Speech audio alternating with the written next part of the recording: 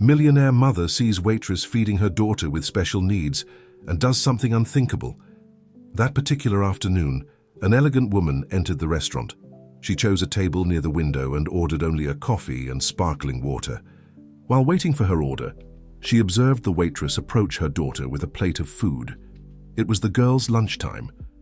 With infinite patience, Amanda adjusted the napkin on Beth's lap, cut the food into small pieces, and began feeding, her chatting animatedly between spoonfuls.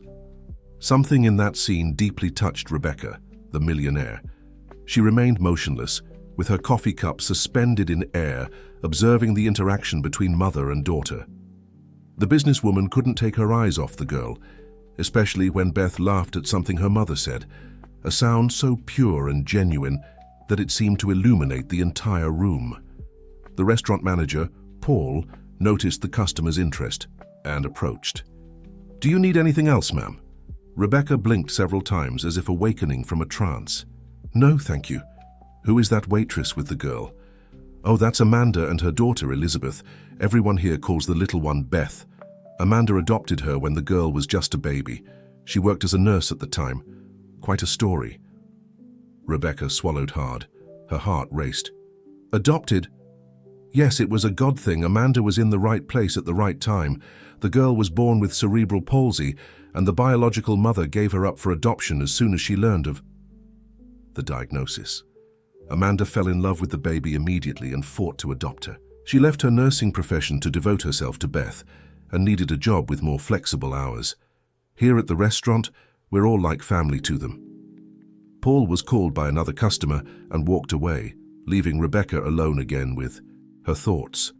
She stayed at the restaurant longer than necessary, ordered some dish that she barely touched, and continued observing Amanda and Beth. When she finally got up to leave, she left a generous tip and asked Paul if she could return the next day to talk to Amanda. Something about the story of that waitress and her adoptive daughter had deeply moved her in a way she couldn't explain. What Paul and no one else in the restaurant knew was that Rebecca Matthews hadn't chosen that place by chance, and that, while observing Beth, she wasn't just seeing any girl with special needs. She was seeing the daughter she had given up for adoption 12 years ago. That night, Rebecca could barely sleep.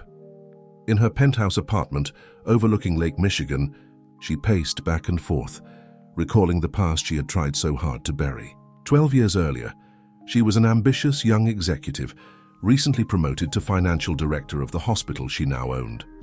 She was at the peak of her career when she discovered the unplanned pregnancy, the result of a brief relationship with a visiting doctor who had returned to England before even knowing he would be a father. Dear listener, if you're enjoying the story, please take a moment to like and especially subscribe to the channel. It really helps those of us who are just starting out. Now, continuing, Rebecca had decided to go through with the pregnancy alone, keeping it secret from almost everyone. But when her daughter was born with neurological complications that resulted in cerebral palsy, fear took over. The doctors talked about the special care the baby would need, the constant therapies, the permanent attention. Rebecca, in panic, convinced herself that she would not be able to be the mother that child needed, not while pursuing her solitary career that demanded almost all her time. In a moment of desperation, and what she now recognized as cowardice, she signed the papers relinquishing parental rights, allowing her daughter to be placed for adoption. For years, she tried to convince herself that she had done what was best for the child, that someone more prepared could give the girl the love and care she deserved. But the guilt never left her, as her corporate empire grew, transforming her into one of the richest and most powerful women in America. The emptiness in her heart only increased. 3 years ago, after an anxiety attack that landed her in the hospital, Rebecca began therapy and was encouraged to seek information about her daughter's whereabouts if it could bring her some peace. The discreet search through her contacts led her to Amanda and Beth. For months, Rebecca only collected information from a distance without the courage to approach. She discovered that Beth attended Lincoln Elementary School in Oak Park, where she was a dedicated student, despite her motor difficulties. She learned that Amanda had graduated in nursing from Northwestern University, but abandoned the profession to work at the restaurant, where the more flexible schedule allowed her to better care for her daughter. She also learned that, despite financial limitations, Amanda never let Beth lack for anything.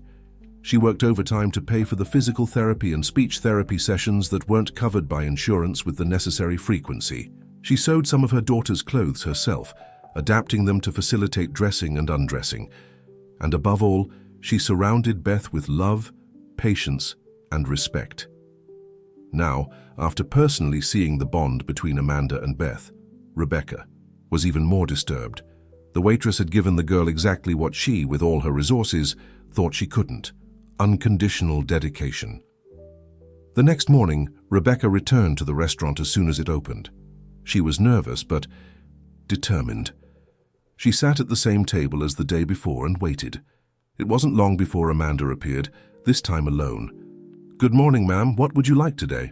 asked Amanda with her usual smile. Rebecca hesitated for a moment. "A coffee, please, and if possible, a moment of your time when you're less busy." Amanda seemed surprised, but nodded politely. "Of course, the crowd is still light. I'll bring your coffee and can chat for a bit." When Amanda returned with the coffee, Rebecca took a deep breath and began what she had rehearsed all night. "I saw you yesterday with your daughter. Beth, isn't it? I was touched by the affection between you." Amanda smiled. That proud mother smile that illuminated her entire face. "Thank you. Beth is my life. I'm very lucky to have her. The manager told me a bit about your story, that you adopted her when she was a baby." Amanda's smile faltered slightly, and she shot a quick glance at Paul, who was attending a distant table. "Yes, that's true. It was the best decision of my life, even with all the challenges." Rebecca took a sip of coffee, trying to control the emotion in her voice. "It must be difficult to balance work with the special care she needs." "Sometimes it's complicated, yes. The therapies are expensive and the schedules aren't always compatible with my work. But we manage well, and the people here at the restaurant are like family to us. On days without school, Beth stays here with me, like you saw yesterday." "Forgive my intrusion, but have you ever felt curious about her biological parents?" Amanda straightened in her chair, suddenly more reserved. "In the beginning, yes, I confess, especially for medical reasons. But the records were sealed. It was an anonymous adoption. All I knew was that the mother was in good health with no history of genetic diseases, and that the cerebral palsy was the result of complications during delivery." She paused briefly. "But honestly, over time that stopped being important. We're a family regardless of biological ties." Rebecca felt a lump in her throat, but maintained her composure. "You're an admirable woman, Amanda. Actually, I came today with a purpose." She took a business card from her purse and handed it to the waitress. "I'm Rebecca Matthews, CEO of Matthews Healthcare Network. I also run a foundation that provides support to children with special needs." Amanda looked at the card with surprise. "You own that hospital chain?" "Yes, and we're expanding the foundation's work. I'm looking for someone with nursing experience and sensitivity in dealing with special needs children for a position coordinating our new inclusion program. From what I've seen and heard, you would be perfect." Amanda blinked several times, clearly confused by the unexpected proposal. "I don't understand. You don't even know me. How can you offer me a job like this?" "Let's call it intuition. Besides, I have good contacts. I did some research on you since yesterday. Your background as a nurse is excellent, and your dedication to your daughter demonstrates exactly the kind of commitment I value. The salary would be considerably better than waitressing, with hours that would allow you to more closely attend to Beth's needs, and would include a comprehensive health plan for both of you." Amanda seemed speechless, alternating her gaze between the card in her hands and the face of the elegant woman before her. "This is very unexpected. I need to think. Talk to Beth." "Of course. I understand perfectly. Why don't you come to the foundation next week to see our facilities and talk more? Bring Beth if you'd like. I'm sure she would be excited about our therapeutic playroom." Before Amanda could respond, Paul called her to attend a table that had just arrived. She apologized and stepped away, still visibly shaken by the proposal. Rebecca finished her coffee calmly, left the money on the table, and departed, feeling a mixture of anxiety and hope. What Amanda couldn't imagine was that this casual meeting was about to turn her life upside down, and that the elegant businesswoman harbored a secret that connected the three of them, Rebecca, Amanda, and Beth, in a way no one could predict. The following week, after much reflection and conversation with Beth, Amanda decided to accept the invitation to visit the Matthews Foundation. The headquarters was a modern building in Chicago's business district, with a glass facade and a large garden. Right at the entrance, a discreet plaque announced, "Rebecca Matthews Foundation, for a future of inclusion and dignity." Amanda squeezed Beth's hand, seated in her wheelchair beside her. "Ready, sweetheart?" Beth smiled, adjusting her colorful framed glasses on her face. "Yes, Mom. I'm curious to see the famous playroom." They were greeted at reception by a friendly, young woman who led them directly to Rebecca's office on the top floor. The place was elegant but welcoming, decorated in shades of blue and gray, with several plants and photographs of children in foundation activities. Rebecca rose from her desk as soon as they entered, visibly emotional though trying to hide it. "Amanda, glad you came. And you must be Beth. It's a pleasure to finally meet you officially." Beth observed the woman with that perceptive curiosity that always surprised adults. "You look like someone I've seen before. I think it was at the restaurant, wasn't it?" Rebecca smiled, slightly disconcerted by the girl's direct observation. "Yes, I've been there a few times in recent weeks." "And now you want my mom to come work here," added Beth, still studying Rebecca's face. "If she wants to and you approve," responded Rebecca, approaching to be at eye level with the girl. "Your opinion is very important to me, you know." Something in that gesture touched Beth. Most adults talked about her as if she weren't present or talked down to her. Rebecca was looking her in the eyes, treating her as an equal. "I'll show you the facilities," continued Rebecca, addressing both of them, "and afterward we can talk more about the proposal." The tour of the foundation's facilities impressed both Amanda and Beth. The place had physical therapy rooms equipped with cutting-edge technology, a heated pool for hydrotherapy, offices for various specialists, and the promised playroom, which looked more like a small amusement park adapted for children with different types of needs.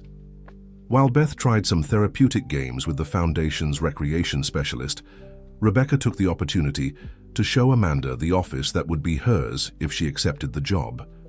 "You would coordinate our nursing and caregiver team, develop humanized care protocols, and help implement new programs," explained Rebecca. "Your practical experience as a mother of a child with special needs would bring a valuable perspective that none of our specialists have." Amanda ran her hand over the solid wood desktop, thoughtful. "Why me, Rebecca? I still don't understand." "There are so many more qualified professionals with graduate degrees and recent nursing experience. I've been away from the field for years." Rebecca hesitated, carefully choosing her words. "Let's say I have a personal interest in your success and Beth's well-being." "What kind of personal interest?" asked Amanda, suddenly suspicious. "My sister had a daughter with cerebral palsy," lied Rebecca, averting her gaze. "She didn't have your strength. She abandoned the girl to our parents' care and went on with her life as if the child didn't exist. My niece lived until she was 8, surrounded by medical care but without a mother's love. That's what inspired me to create this foundation." The lie came easily, though it filled Rebecca with guilt. It wasn't yet time to reveal the truth. First, she needed to secure a place in Beth's life, to build a relationship of trust with Amanda. "I'm sorry," said Amanda, moved by the story. "It must have been difficult for all of you." "It was. And that's why I admire so much what you do for Beth. The love and dedication I saw between you, it's something rare and precious." At that moment, Beth and the recreation specialist returned to the room, interrupting the conversation. The girl was radiant. "Mom, they have an equitation simulator. It's almost like riding a real horse, but without having to worry about falling. And Lisa said it's great for strengthening back muscles and improving balance." Amanda smiled, delighted with her daughter's enthusiasm. "Really? And did you like it?" "Very much. Can I come back another day to try more?" Amanda looked at Rebecca, who nodded with a smile. Of course you can, Beth. In fact, if your mom accepts our proposal, you can come whenever you want. We have after-school programs for employees' children. On the way back home, in the taxi paid for by the foundation, Beth couldn't stop talking about everything she had seen and experienced. Amanda listened with a smile, but her mind was full of questions. The proposal was too tempting: a salary 3 times what she earned at the restaurant, a premium health plan that would cover all of Beth's therapies, flexible hours, and the possibility of doing meaningful work, returning to the profession she had abandoned out of necessity, not by choice. But there was something in Rebecca's story that didn't seem to fit completely. Why such sudden interest in them? And why did the businesswoman seem so emotional when seeing Beth, almost as if Amanda pushed away the absurd thought that was beginning to form. It was just gratitude for finding someone who could contribute to her foundation. Nothing more than that. 3 days later, Amanda accepted the job. She said an emotional goodbye to her colleagues at Season's restaurant, promising to visit them often.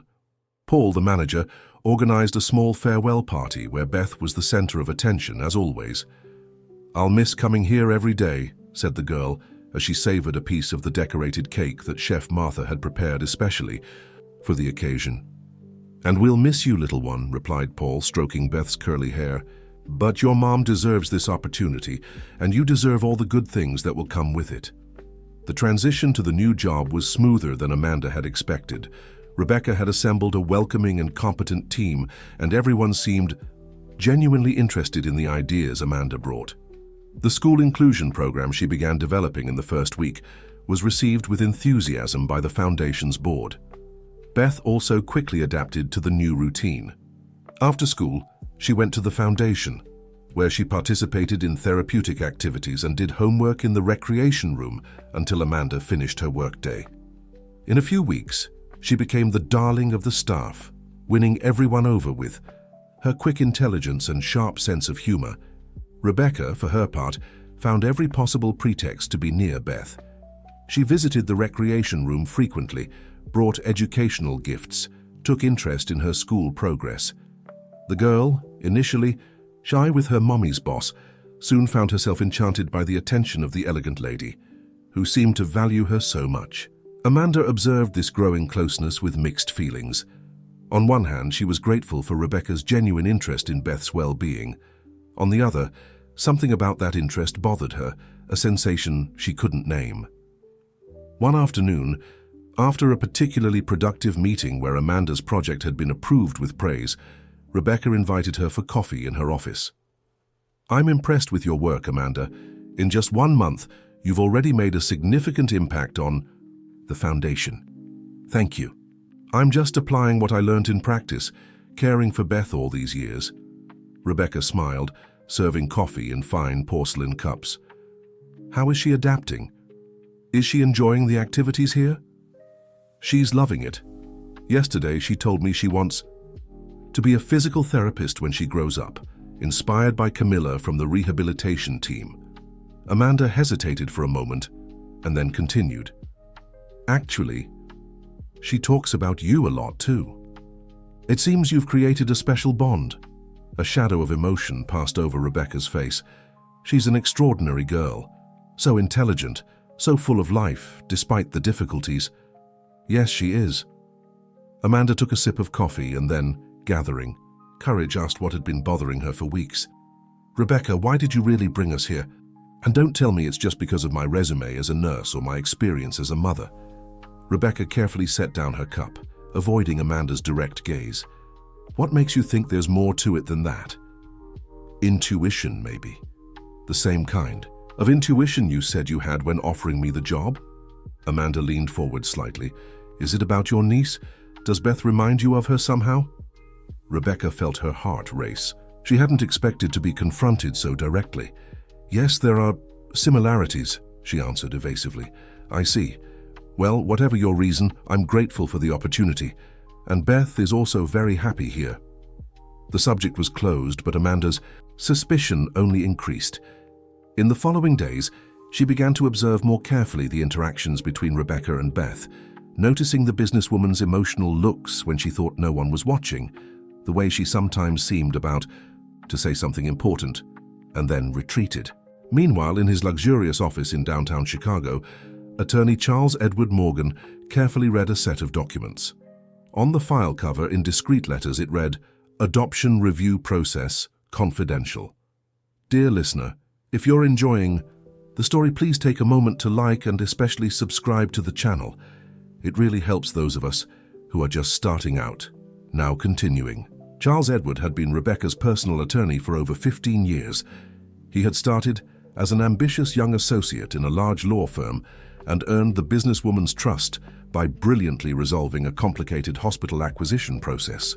Since then, he had handled all of Rebecca's legal matters, both corporate and personal. He had been one of the few people to know about Rebecca's pregnancy and the subsequent decision to give the child up for adoption. At the time, he strongly disagreed, trying to convince his client and friend that she had all the conditions to raise her daughter, even with the special needs. But Rebecca, consumed by fear and the pressure of her rising career, was unyielding. Now 12 years later, she had sought him out to investigate the possibility of reversing the adoption.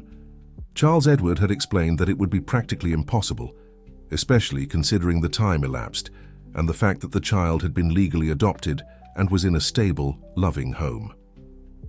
"What you're trying to do, Rebecca, is extremely complicated and potentially devastating for everyone involved," he warned during their last meeting, "especially for the girl." "I'm not trying to take Beth away from Amanda," Rebecca responded defensively. "I just want a place in her life. As a mother, not just as Amanda's employer. You know it doesn't work that way. Legally, you renounced all your parental rights. Amanda is the only mother Beth knows, revealing the truth now after all these years." He paused, carefully choosing his words. "Have you thought about the impact this would have on the girl? On her relationship with Amanda?" Rebecca didn't answer, but the flash of doubt in her eyes gave Charles Edward hope that she might reconsider. However, 3 days later, Rebecca returned to the office with renewed determination. "We're going to proceed with the case, Charles. Find a way." "Are you absolutely sure about this?" he asked, studying her carefully. "I am. She's my daughter, Charles. I made a terrible mistake years ago, driven by fear and immaturity. Now I can offer her everything she needs. Amanda has been providing that for her too, from what you've told me.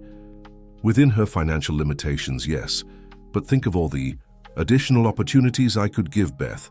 The best treatments, first-class education, travel, experiences, things you could already offer without having to reveal yourself as the biological mother.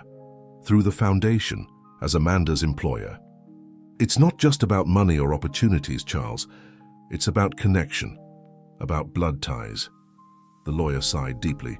"You know that courts prioritize the best interest of the child, not the desires of the adults involved, and they generally consider maintaining emotional stability to be fundamental. I'm aware of that, but I also have resources for the best lawyers, and we can argue that I am now more mature and financially capable of properly raising my daughter." Charles Edward observed her for a long moment, recognizing the determination that had made Rebecca one of the most successful businesswomen in the country. The same determination that, used incorrectly, could cause irreparable damage to an already established family. "I'll prepare the case," he finally said, "but I have one request to make as your friend and advisor. Go slowly. Continue approaching the girl and Amanda naturally. Build a genuine relationship before any legal action. Depending on how this evolves, perhaps there's a solution that doesn't involve the courts." Rebecca reluctantly agreed, more to appease the lawyer than because she truly believed in an amicable solution. In her heart, she had already decided that she would get her daughter back, no matter what it took. In the following weeks, Rebecca intensified her approach to Beth. She invited Amanda and the girl for Sunday lunches at her home, took them to a ballet performance adapted for people with disabilities, and even organized a surprise party for Beth's upcoming 13th birthday. Amanda, although still suspicious of Rebecca's motives, couldn't help but be touched by the businesswoman's dedication to her daughter. For the first time since adopting Beth, she wasn't facing everything alone. There was someone who seemed as invested in the girl's well-being as she was. However, her maternal intuition continued to warn her that there was something unsaid in that relationship. Rebecca's emotional looks at Beth, the almost obsessive interest in details of the girl's childhood, the subtle questions about the adoption process, everything pointed to an involvement that went beyond simple philanthropy. One afternoon, while organizing some files in Rebecca's office, who had left for an external meeting, Amanda found a folder identified only as Special Project. She normally wouldn't touch her boss's personal documents, but something about that folder irresistibly attracted her. Inside, there were various documents related to adoption review processes, legal cases, judicial precedents, specialized articles. Amanda's heart began to beat faster as she leafed through the papers. In one of them, there were handwritten notes by Rebecca, mentioning dates that coincided exactly with Beth's birth. Before she could investigate further, she heard voices approaching the office. She quickly replaced the documents in the folder and the folder in the drawer exactly as she had found it. But the discovery left her deeply disturbed. That night, after putting Beth to bed, Amanda couldn't sleep. Her mind was full of questions and theories, each more disturbing than the last. Could it be that Rebecca was... No, the idea was too absurd. If Rebecca were Beth's biological mother, why would she have waited so long to approach them? And why in this indirect way, offering her a job instead of simply revealing the truth? Or perhaps the fear was exactly that by revealing the truth, Amanda would distance herself, taking Beth with her. The job was a way to keep them close, to build a relationship before the big revelation. Amanda felt her stomach sink with this possibility. If Rebecca really was Beth's biological mother and decided to fight for custody, what chance would a waitress, now program coordinator, but still an employee, have against one of the richest and most influential women in Chicago? The next morning, Amanda woke up determined to protect her daughter. If a battle was forming on the horizon, she needed to be prepared. After dropping Beth off at school, she went to legal aid and got a consultation with an attorney specializing in family law. The public defender, a middle-aged man named James Robinson, listened carefully as Amanda explained her situation, taking care not to directly accuse Rebecca of anything, only expressing her concerns. "Based on what you've told me, Mrs. Amanda, your adoption seems to have been carried out within all legal parameters," said James, after analyzing the documents she had brought. "Once an adoption is completed, and the adaptation period is surpassed without contestation, it becomes irrevocable. But what if the biological mother decides to contest now, years later? It would be extremely difficult. Our legal system prioritizes the stability of the minor and the effective bonds already established. In Beth's case, she has been with you for 12 years, her entire conscious life. You are the only mother she knows." Amanda felt a slight relief, which was soon replaced by a new concern. And what if this person has many resources, expensive lawyers, influence? James adjusted his glasses and looked at her seriously. "Unfortunately, our system isn't perfect, and people with resources have advantages. But even so, the case would be very difficult. You have been an exemplary mother, from what you've told me. Beth is well cared for, regularly attends school, receives adequate medical treatment. There is no neglect or mistreatment that would justify an adoption review. So, what should I do? For now, stay alert, but without creating a climate of distrust that could affect your professional relationship or Beth's well-being. Document everything. Suspicious interactions, strange conversations, especially if there's any attempt at parental alienation or collecting information about you or Beth without your knowledge." Amanda nodded, feeling a little more secure with the guidance received. She thanked the defender and promised to keep in touch if new developments arose. In the following weeks, Amanda did exactly what James had recommended. She kept a detailed diary of all interactions between Rebecca and Beth, noted suspicious comments, and paid extra attention to any documents or conversations that might indicate legal plans by the businesswoman. At the same time, she tried not to let her suspicion affect her work at the foundation, which continued to be extremely rewarding. The school inclusion program she had developed was being implemented in several public schools in Chicago, with promising results. Beth was flourishing with the new therapies available and had made friends with other children who attended the foundation. Beth's 13th birthday was approaching, and Rebecca insisted on organizing a special party at the foundation headquarters. Amanda agreed, albeit with some reservation. The celebration would be small, just with Beth's closest friends, some colleagues from the foundation, and old friends from the restaurant. On the day of the party, everything was perfect. The foundation's event hall had been decorated with an astronomy theme, Beth's recent passion. There was a small portable planetarium projecting stars and planets on the walls, tables decorated with space elements, and even a huge model of the Milky Way suspended from the ceiling. Beth was radiant in her navy blue dress with small silver stars, which Rebecca had specially made for the occasion. Her wheelchair had also been decorated with lights that resembled twinkling stars. "Mom, this is amazing!" exclaimed Beth, looking in wonder at the decoration as guests began to arrive. "Best birthday of my life!" Amanda smiled, moved by her daughter's happiness. "You deserve this and much more, my love." Aunt Rebecca thought of every detail, didn't she? Even the cake is shaped like a rocket. Beth pointed to the huge cake on a central table, a confectionery masterpiece that really did look ready to take off. "Yes, she tried very hard," agreed Amanda, noticing how Beth now naturally referred to Rebecca as Aunt, a sign of the growing closeness between them. The party proceeded cheerfully. Beth opened presents, participated in adapted games, and even danced a little in her own way, with the help of 2 physical therapists from the foundation who had volunteered for the party. At the moment of cutting the cake, Rebecca made a point of standing next to Beth along with Amanda. The 3 smiled for the photo, forming an image that, to an unsuspecting observer, could very well be of a happy family. It was at that moment, with Beth between them, that Amanda noticed something that had escaped her before. The resemblance. It was subtle but undeniable. The shape of the face, the smile, especially the way both their eyes narrowed when they truly laughed. Beth and Rebecca shared physical traits that went beyond coincidence. Amanda's heart tightened. Her suspicions were being confirmed in a way she could no longer ignore. Somehow Rebecca Matthews was biologically connected to Beth. And that changed everything. After the party, when all the guests had already left, and Beth was exhausted but happy, Rebecca offered her driver to take them home. "Thank you for everything, Rebecca," said Amanda as she helped Beth into the luxurious car. "The party was wonderful." "It was my pleasure," replied Rebecca with a genuine smile. "Seeing her joy is—" She stopped, as if searching for the right words. "It's one of the greatest gifts I've ever received."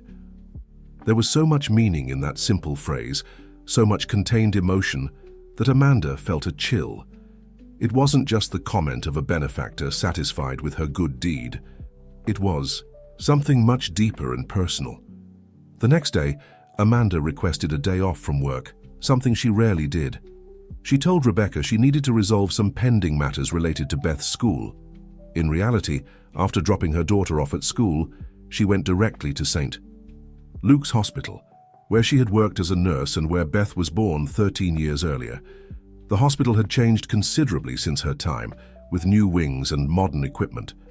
But some things remained the same, including Mrs. Jenkins, the obstetrics department secretary, who had been there for more than 20 years. "Amanda, it's been so long, girl," exclaimed the grey-haired lady upon seeing her. "And how is our Beth? She must be quite the young lady now." "She is, Mrs. Jenkins.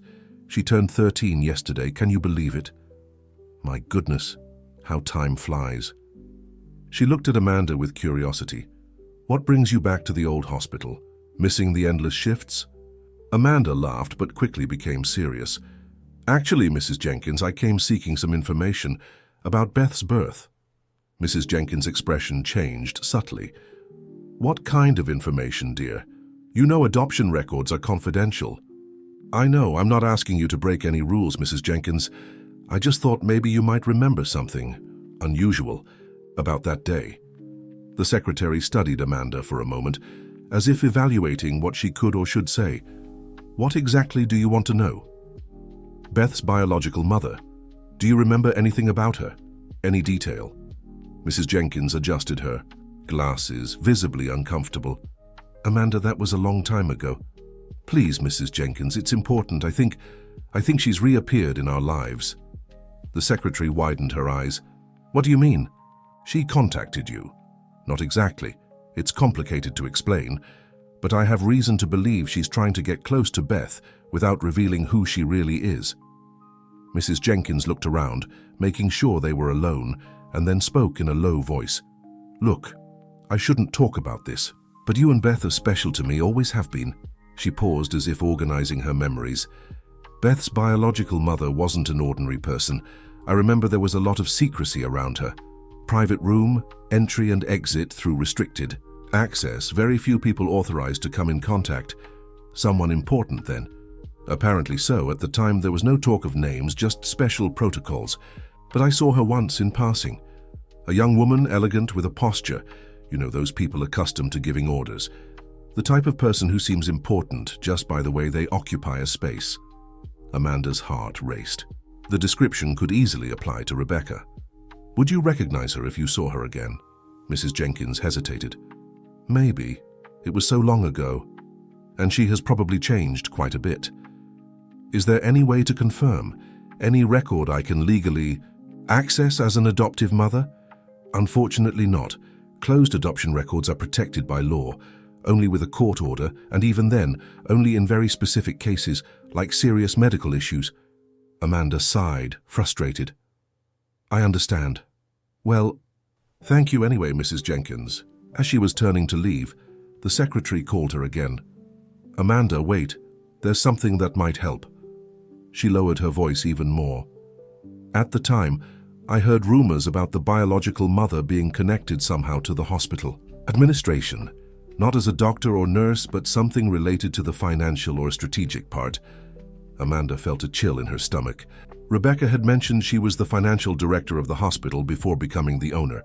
The pieces were fitting together. Thank you, Mrs. Jenkins.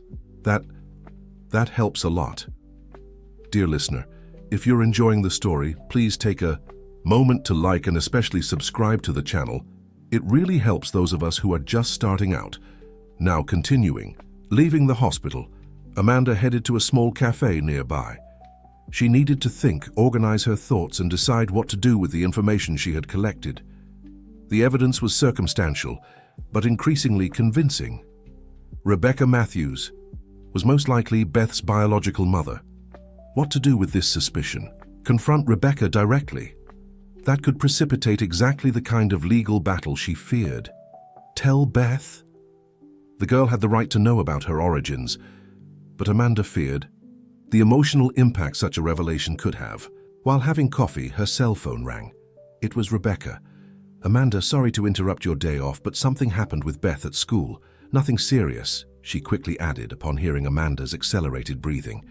She had a small episode of spasticity during physical education class. The school called me because they couldn't reach you.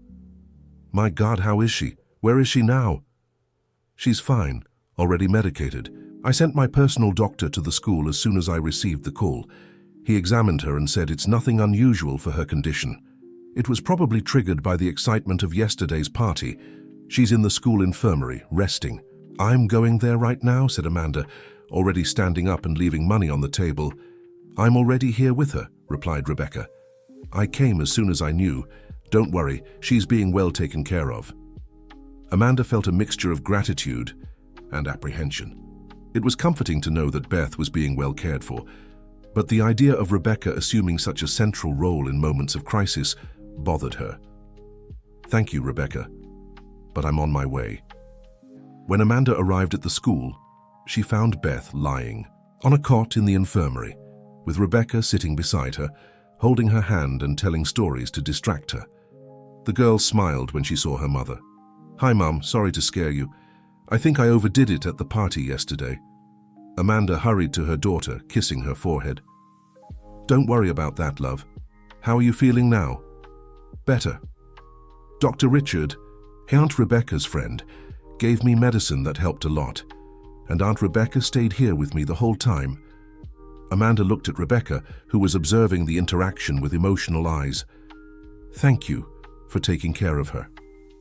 No need to thank me. I would do anything for her. replied Rebecca, with an intensity that further confirmed Amanda's suspicions. Dr. Richard, a renowned neurologist whom Amanda knew by name, entered the infirmary at that moment. After formally introducing himself, to her he explained that Beth's episode had been relatively mild and common in children with her clinical condition, but it would be prudent to do some additional tests just to ensure there's nothing new happening, he added. I've already arranged everything at the hospital.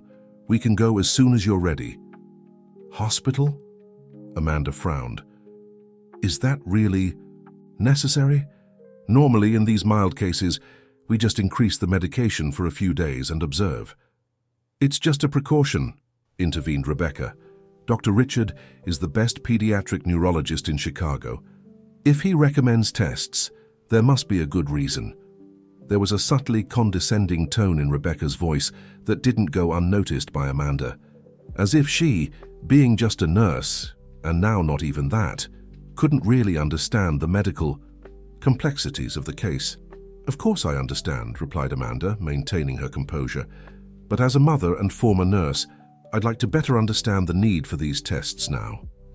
A flash of irritation passed over Rebecca's face, so brief it was almost not noticed. Dr. Richard, however, responded with patience and respect. Mrs. Amanda, I understand your concern. In fact, this episode in isolation might not justify immediate tests, but Dr. Matthews mentioned there were other similar episodes recently. Amanda looked at Rebecca in surprise. Other episodes? What are you talking about? It was Beth who answered, seeming embarrassed. I had some spasms last week, Mom. I didn't tell you because I didn't want to worry you. You've been so busy with the new job, and it wasn't as strong as today. Beth? Amanda felt a pang of guilt. In her concern about Rebecca's intentions, had she been less attentive to her daughter? Why didn't you tell me? Because it was during an outing that Aunt Rebecca organized for us on Saturday when you were at the foundation seminar. Aunt Rebecca took care of me, said there was no need to bother you. Amanda shot an accusatory look at Rebecca. You didn't. Think I should know that my daughter had a spasticity crisis during an outing, even if it was mild?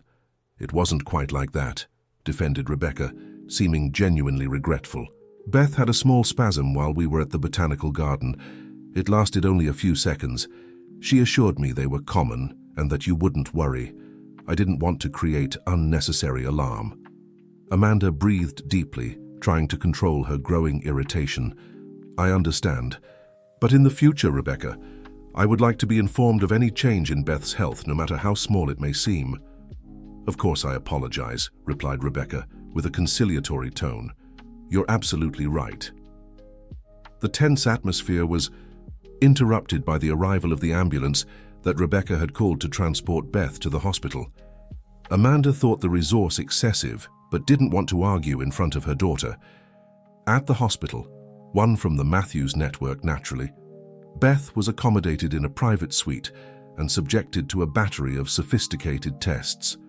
Amanda remained by her daughter's side the entire time, while Rebecca alternated between accompanying them and resolving hospital matters, where clearly everyone treated her with extraordinary deference. Hours later, Dr. Richard returned with the results. Everything is within expectations for Beth's condition. There is no significant change compared to previous tests. So we can go home? Asked Amanda, relieved. Yes, but I would like to adjust her medication, and I strongly recommend starting a new intensive physical therapy protocol. We have an advanced technique here at the hospital that has shown promising results in cases like Beth's. And how much does this treatment cost? Asked Amanda, already making mental calculations of her resources. Don't worry about that, Rebecca promptly intervened. It will be fully covered by the foundation's insurance. Amanda nodded, grateful despite everything. The new job and the benefits that came with it were really making a difference in Beth's quality of life and medical care. It was difficult not to feel a twinge of guilt for her suspicions about Rebecca, when the businesswoman seemed genuinely concerned about the girl's well-being. On the way back home in the car Rebecca had provided, Beth fell asleep in the back seat, exhausted by the day's events. Amanda observed her daughter's serene face, feeling that uncontrollable love that always dominated her in these moments. If Rebecca really was Beth's biological mother, it would explain a lot. The sudden interest in them, the seemingly limitless generosity, the immediate emotional connection with the girl. But it also raised disturbing questions. Was Rebecca regretting having given Beth up for adoption? Was she trying to reclaim her place in her daughter's life? And if she was, how far would she go to achieve this? That night, after putting Beth to bed, Amanda reviewed all the adoption documents she carefully kept. There was nothing there that could confirm her suspicions. The process had been conducted within the closed adoption modality, where the identity of the biological parents remains confidential. She also retrieved the diary she had kept during Beth's early years, looking for any notes she might have made about rumors or comments regarding the biological mother. Between the pages of the diary, she found a yellowed photo of newborn Beth, still in the hospital. In the background of the image, partially visible, was a sign on the door: "Restricted access, special authorization required." Amanda vaguely remembered that detail. At the time, she assumed it was a standard protocol for babies who would be placed for adoption. Now, connecting with what Mrs. Jenkins had said about the special procedures around the biological mother, it all made more sense. She fell asleep late with conflicting thoughts. On one hand, she feared Rebecca might be planning some legal action to regain custody of Beth. On the other, she couldn't deny that the businesswoman seemed to genuinely love the girl and want the best for her. Would it be possible to find a middle ground, an arrangement where Beth could benefit from the presence of both women in her life without the trauma of a legal battle? The next day, Amanda decided she needed to act. If her suspicions were correct, remaining defensive would only prolong a potentially explosive situation. Better to confront the problem directly, try to find a solution before things got out of control. After dropping Beth off at school, with clear instructions for the coordinator to call her immediately if there were any problems, Amanda headed to Rebecca's office at the foundation. The secretary informed her that Dr. Matthews had a full schedule of meetings, but Amanda insisted it was an urgent matter. Rebecca received her with apparent normalcy, although there had been an underlying tension in the air since the previous day's episode. "Amanda, how is Beth today? I hope much better." "She's fine, thank you. She slept through the night and woke up feeling well. She insisted on going to school." "Excellent. She's a very strong girl." Rebecca smiled, that proud smile that Amanda now interpreted in a completely different way. "How can I help you?" Amanda took a deep breath, gathering courage. "Rebecca, we need to talk about something important. Something I've been suspecting for some time and that yesterday's events only reinforced." Rebecca's smile faltered. "About what exactly?" "About you and Beth. About the real reason for your interest in us." A dense silence fell over the room. Rebecca maintained a carefully neutral expression, but her eyes betrayed a mixture of fear and expectation. "I don't know what you're talking about, Amanda. My interest in you is professional and philanthropic, as I've always said." "Please don't insult my intelligence," replied Amanda, with more firmness than she intended. "The signs are everywhere. Your immediate connection with Beth, your obsessive interest in every detail of her life, the way you look at her as if—" She paused, searching for the right words. "As if you were seeing something precious that you lost a long time ago." Rebecca looked away, visibly disturbed. "You're imagining things." "Am I? Then explain the adoption review documents I found in your drawer. Explain why you, among all the restaurants in Chicago, chose precisely Season's restaurant to dine at that day. Explain the physical similarities between you and Beth, which even strangers have begun to notice." Rebecca turned pale. For a long moment, neither spoke. The only sound in the room was the soft ticking of the wall clock. Finally, Rebecca stood up and walked to the window, her back to Amanda. When she spoke, her voice was choked. "You weren't supposed to find out this way. I had a plan, a gradual process." Amanda's heart accelerated with the implicit confirmation. "So it's true. You are Beth's biological mother."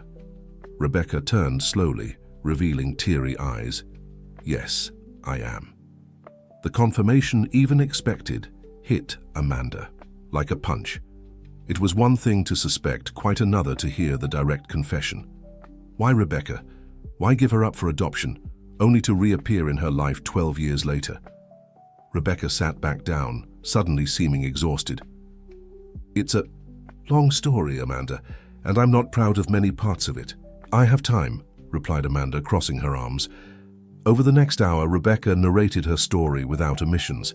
She told about the unplanned pregnancy, her fear upon receiving the baby's diagnosis of cerebral palsy, the impulsive decision to give her daughter up for adoption, driven by panic and the certainty that she would not be able to reconcile her career with the special care the child would require. She spoke about the years of regret and guilt that followed, about how her growing professional success never filled the void left by the daughter she had abandoned. She described her decision 3 years earlier to seek information about Beth, just to ensure she was well. When I discovered she was being raised by you, a former nurse who worked as a waitress, but who, despite financial limitations, gave Beth all the love and care in the world, I was devastated and relieved at the same time, admitted Rebecca. Devastated because I realized how much I had lost, how cowardly I had been, and relieved because Beth had found a mother infinitely better than I would ever be. So why approach now? Why not leave us in peace? At first, it was just to see her up close, to get to know her a little. I had no intention of interfering in your lives, but then... Rebecca smiled sadly. Then I really got to know her. I saw her intelligence, her courage, her indomitable spirit, and I couldn't stay away anymore. I needed to be part of her life somehow. And the job, the foundation. Was all of this just a scheme to get close to Beth? No, Rebecca seemed genuinely offended. The foundation has existed for years, long before I found you. The work we do is real and important, and you really are perfect for the position you gee. Hold, that wasn't a lie, I just took the opportunity to keep us close. Amanda nodded slowly, processing the information. And now, what are your plans? I saw the documents about adoption review. Are you planning to try to get custody of Beth? Rebecca's silence was answer enough. My God, Rebecca, exclaimed Amanda, abruptly standing up. Do you have any idea what that would do to her? Beth is 13 years old with a whole life formed. I am the only mother she knows. Tearing her away from this familiar environment, this sense of security, just to satisfy your belated desire for motherhood. It's not like that, protested Rebecca. I sincerely believe that now I can offer her what I couldn't before. Stability, resources for the best treatments, opportunities, things that money can buy, interrupted Amanda. And what about love? Constancy, the patience to help her dress every day, even when it takes 3 times longer than it would with a child without limitations. The willingness to wake up in the middle of the night when she has spasms. The knowledge of each of her facial expressions, each preference, each fear. Rebecca didn't respond immediately, apparently absorbing the impact of Amanda's words. You're right, she finally said in a low voice. You are her true mother, in all the ways that matter. I can never recover what I lost, the years I threw away. Then why the legal action? Why not simply be honest from the beginning? We could have found a way for you to be part of her life as a family friend, a godmother, something like that. Would you really have allowed that? If I had come to you on the first day and said, hello, I'm the biological mother who abandoned your daughter. Can I be part of her life now? Amanda hesitated. I don't know. Maybe not immediately, but eventually, for Beth, I would consider it. She has the right to know her origins when she's ready. Rebecca's shoulders fell with what seemed to be relief. Is there still a chance for that? For us to find a path together? For her good? Maybe. But first, you need to give up any plans for a legal battle for custody. And second, we need to be completely honest with each other from now on. No more secrets, no more manipulations. What about Beth? Should we tell her? Amanda considered the question carefully. Not immediately. She's still young. And with her recent health problems, this isn't the ideal time for such an impactful revelation. But eventually, yes. When the time is right, we'll tell her together. The two women looked at each other in silence, processing the extraordinary conversation they had just had. The path ahead would be complicated, full of emotional challenges and difficult adjustments. But for the first time, there was a glimpse of possibility, a solution that could benefit the person they both loved most in the world. Amanda, Rebecca finally said, thank you for being the mother Beth needed when I couldn't be. I can never adequately express my gratitude for that. Amanda nodded, feeling an unexpected wave of empathy for the woman before her. Rebecca had made a terrible mistake, but she was genuinely trying to correct it. And in the end, wasn't that what all parents did? Try to fix their mistakes, do better, be better for their children. "Let's make this work," said Amanda. "For Beth."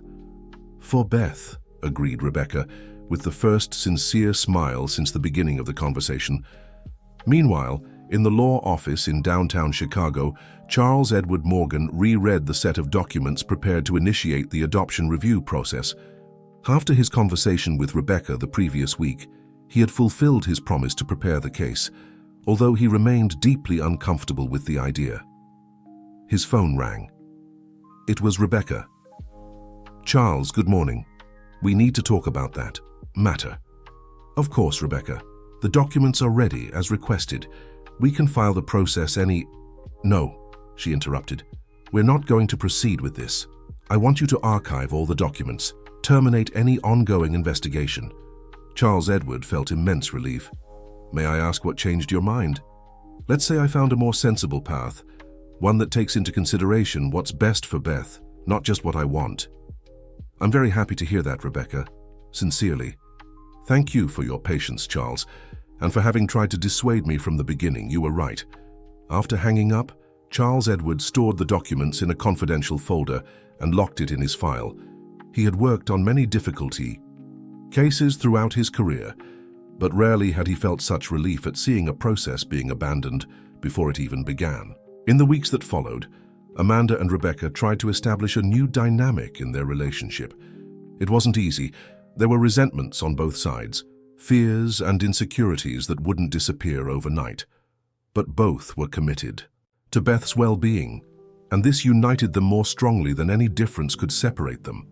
At work, Rebecca made a point of respecting Amanda's professional autonomy, making it clear to the entire team that her ideas and leadership were valued on their own merits, not because of any favoritism. Amanda, in turn, made a conscious effort to set aside her suspicions and give Rebecca the opportunity to prove her good intentions.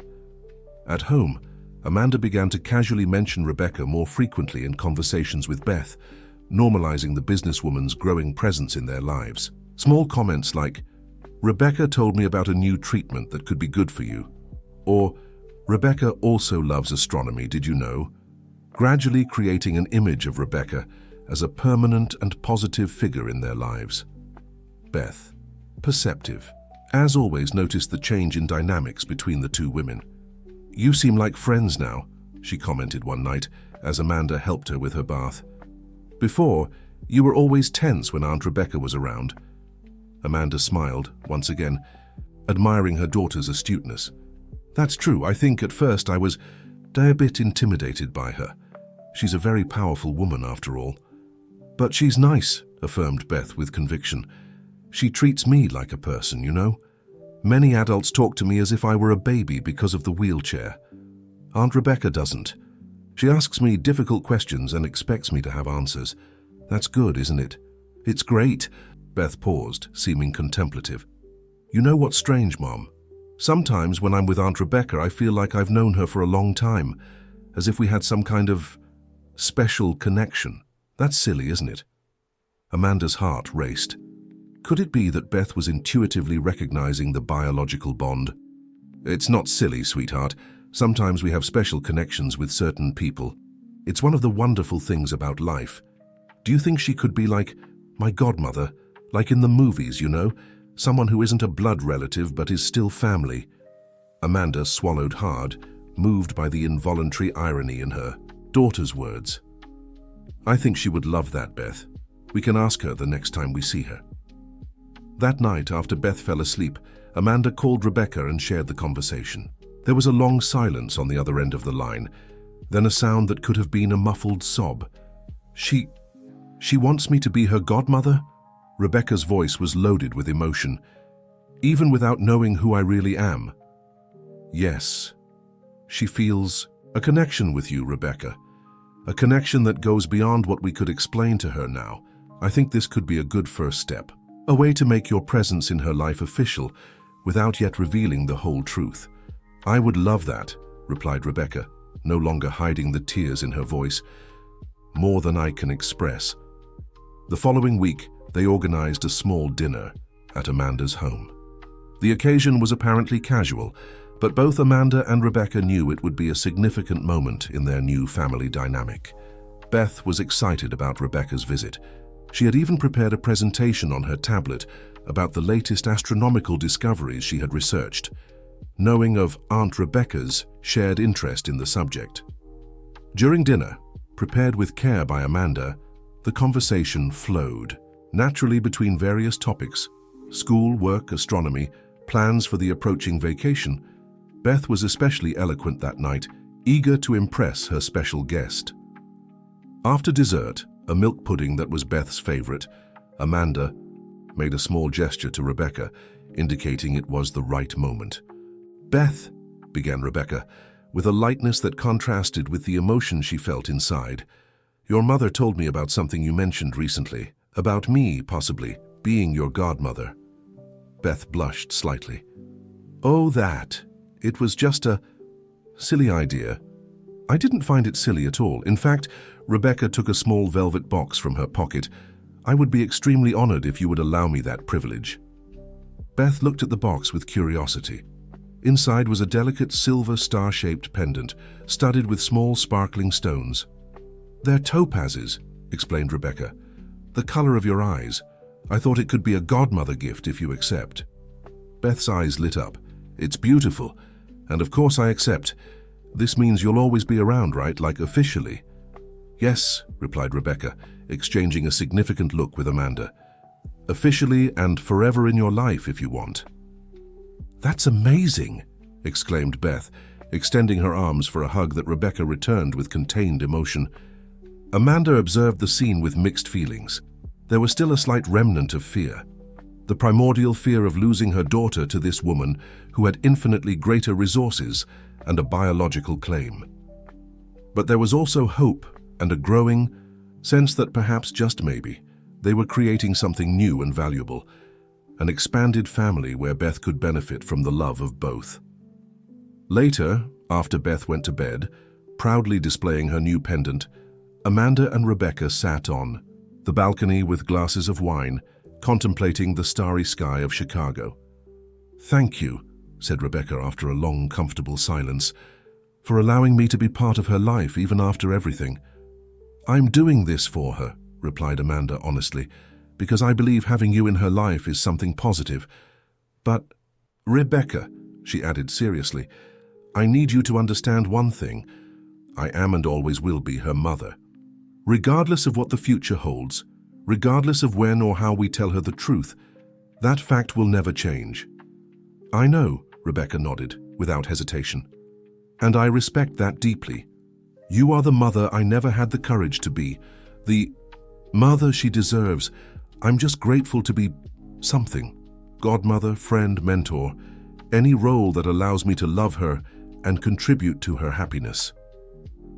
Amanda studied Rebecca's face in the soft light of the balcony and saw something she hadn't noticed before, a genuine vulnerability behind the facade of power and control. Suddenly, she understood that the powerful businesswoman was, in a sense, completely at her mercy, dependent on Amanda's goodwill to maintain this fragile bond with the daughter she had abandoned. "You know," said Amanda, softening her tone, "Beth has room in her heart for many people. She always has. It's one of the most beautiful things about her, this capacity to love without reservations, without jealousy, without conditions. She inherited that from you, certainly," replied Rebecca. Amanda smiled. "Who knows, maybe there's a bit of both of us in her. Your quick intelligence, your determination, that reminds me a lot of you." It was the first time Amanda had openly acknowledged the genetic connection between Rebecca and Beth, and the gesture didn't go unnoticed. Rebecca's eyes shone with contained tears. "I wish there was a way to go back," she said quietly, "to undo the mistake I made. Not because I regret you being her mother. You are, without doubt, the best mother she could have. But because I lost so much, so many precious moments, so many firsts." "We can't change the past," replied Amanda, "but we can shape the future. And in the future, I'm envisioning Beth is lucky to have two women who love her unconditionally, each in her own way. They toasted to that, silently sealing a pact that transcended rivalries, fears, and regrets. A pact based on the only interest they truly shared, the happiness and well-being of Elizabeth. The next morning at breakfast, Beth surprised both with an unexpected question. "Mom, how do you choose a godmother? Usually they're relatives, aren't they? Is Aunt Rebecca related to us somehow?" Amanda almost choked on her coffee. Rebecca, who had slept in the guest room after dinner, had extended late, visibly paled. "Not necessarily, sweetheart," replied Amanda, quickly recovering. "Godmothers are special people chosen to be part of our lives to support and guide us.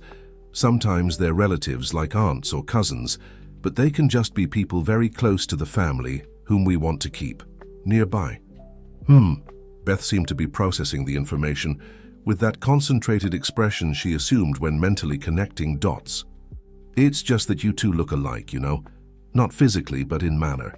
How you talk, how you think. Sometimes when you're together, I feel like I can predict what the other will say because it's so similar." Rebecca and Amanda exchanged alarmed looks. Beth was too perceptive for her own good. "That happens when people spend a lot of time together at work," explained Rebecca, trying to sound casual. "We end up absorbing each other's mannerisms and ways of thinking."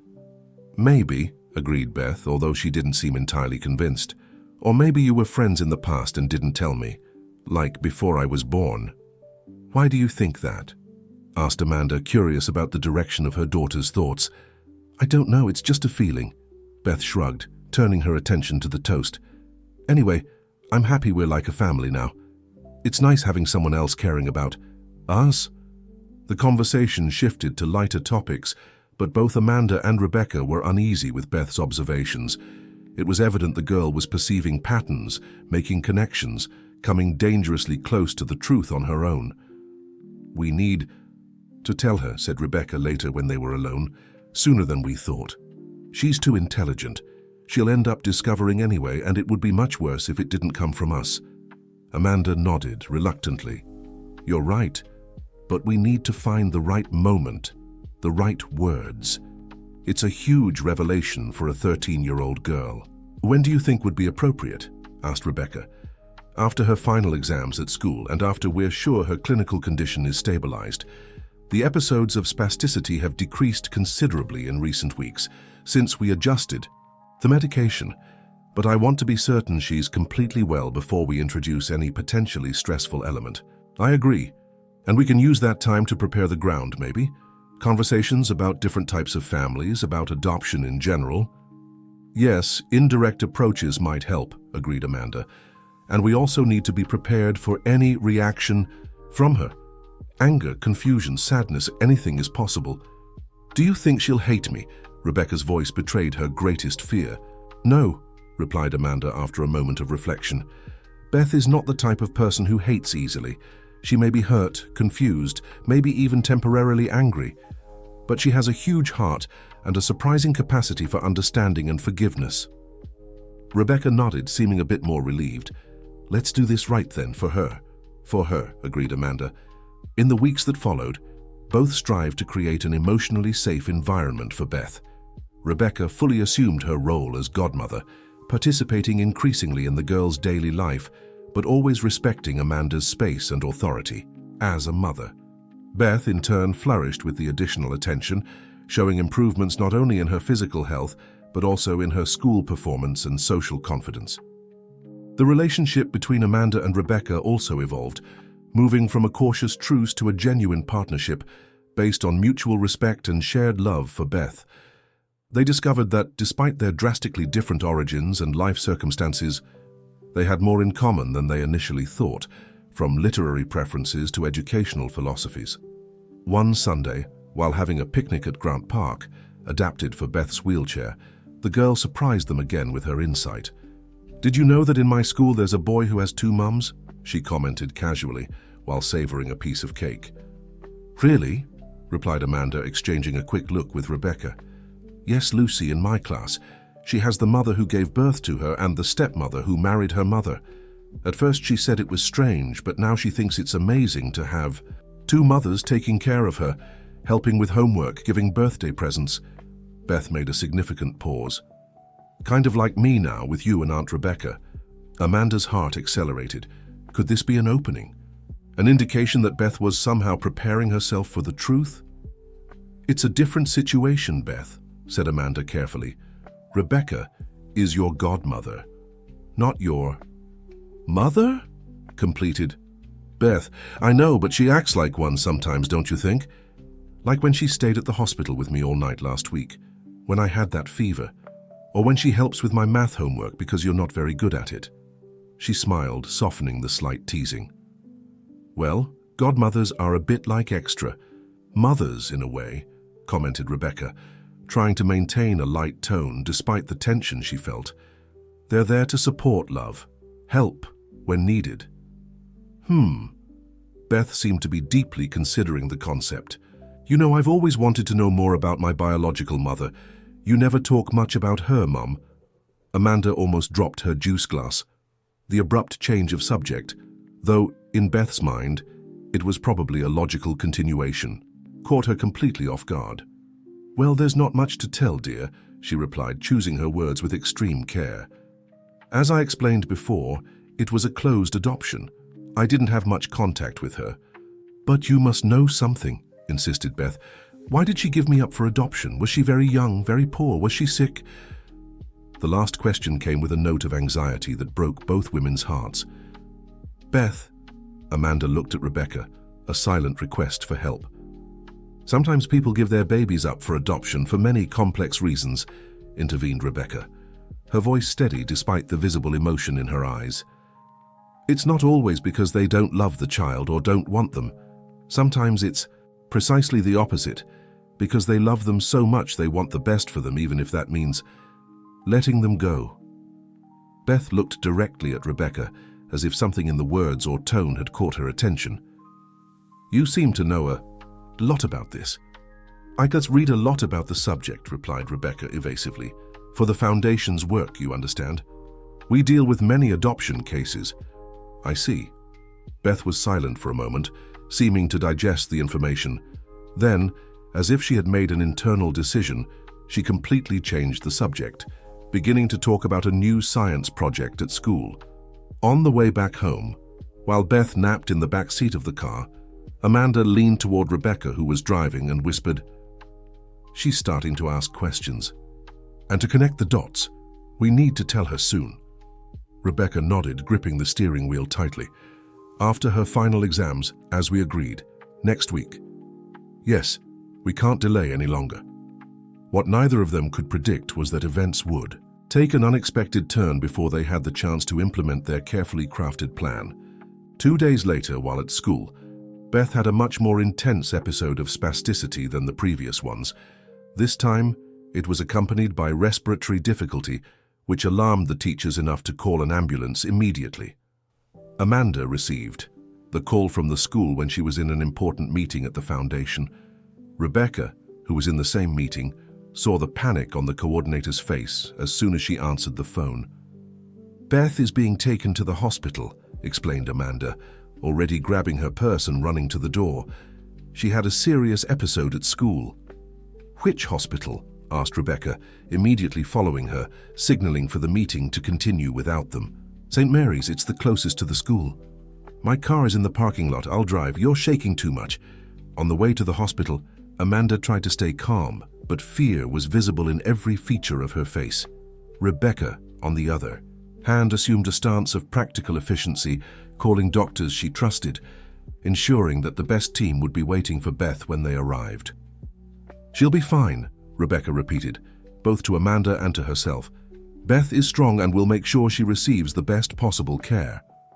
When they arrived at the hospital, Beth was already being attended to in the emergency room. A doctor came to them explaining that the episode had been controlled, but that the respiratory symptoms were concerning and required more detailed investigation. We need to do some more complex tests, he explained. CT scan, MRI, blood gas analysis. Do whatever is necessary, replied Amanda. She has premium health insurance through the foundation where I work.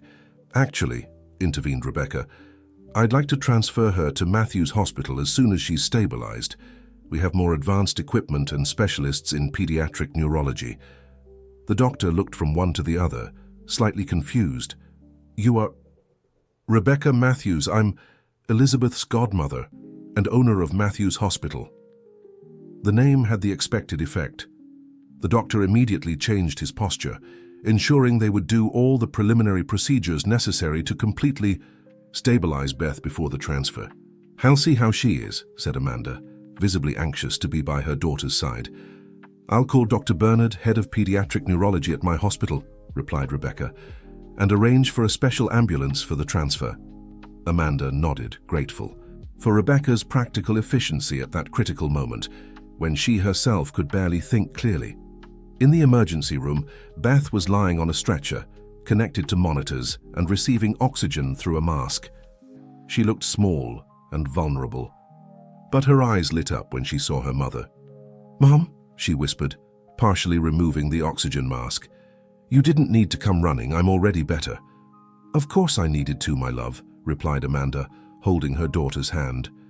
"How are you feeling now?"